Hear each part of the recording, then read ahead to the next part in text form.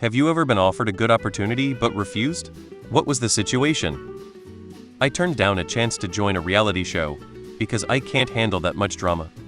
I once turned down a promotion because it required waking up before 6 a.m. Turns out, sleep is my real career goal. I met someone I felt a love at first sight kind of attraction. She had dressed up the next time we saw each other. I hadn't.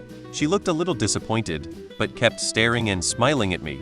I had such low self-esteem at the time, and shame at my unkempt appearance, that I looked away. I got accepted into a good university, but couldn't go because I didn't receive financial aid. Constantly, I like to apply to jobs and go through interviews for fun. And if the wage is a joke, I make sure to turn down their job offer, citing the wage specifically. I was offered an enticing job a couple of hours away and expressed hesitation. The recruiter excitedly told me it was no problem, because there is a bus that I could ride in on and how people worked on the bus.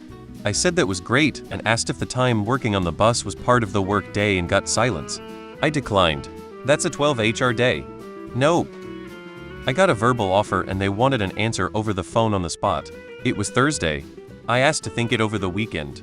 I was considering other options and was waiting for replies. They said if you want the job you should know right away.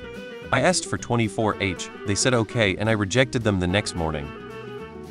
I was once offered free pizza for a month but had to sign up for a gym membership. Let's just say pizza won that battle. I was working at a low-level automotive position at a Mavis tire shop, and was simultaneously offered positions at a Jeep dealership or a Mazda dealership. I chose Mazda because I thought about how big Jeep tires are and how much of a bitch they are to deal with and how Mazda only has a small tires. It's been the best decision of my life. Fast forward a few years, and the Jeep product is worse than ever, and Mazda has made a move to go upmarket. Certified senior technician, making more than double what I was making at Mavis. I was once offered a job but couldn't take it due to transportation. Offered the chance to move abroad and didn't do it. Wish I had now. I turned down a chance to intern at a big company because I was too focused on my side hustle. At the time, it felt like the right call, but sometimes I wonder if I missed out. It's wild how these choices shape our paths. I was once offered thousands for my boyfriend and me to have sex in front of an older couple, must have been in their 80s. It was watching. I was so shocked at the proposition at the time that I turned it down. I once turned down a free invitation for a class reunion at a fancy restaurant, which was probably for the best, because a couple of days later a bunch of my old classmates who attended came down with a bad case of diarrhea. Girl started stroking my penis, but I wasn't sure if she meant it, so I didn't pursue it further and we fell asleep instead. When I was 20 years old working at the Rainforest Cafe in Las Vegas, this comedian actor who was in the movie Punchline and was the opening act for Wayne Newton. He would come into the retail store just to see me, sometimes he was with Teller. I thought he was just nice. I grew up in Vancouver, Washington, so I was pretty green. He offered to buy me dinner in the casino and I was like sure. He gave me an offer. He wanted to pay for an escort for me to have sex with and he would sit in the room to watch. I said no. Donald Trump offered me a very high-level position at his company.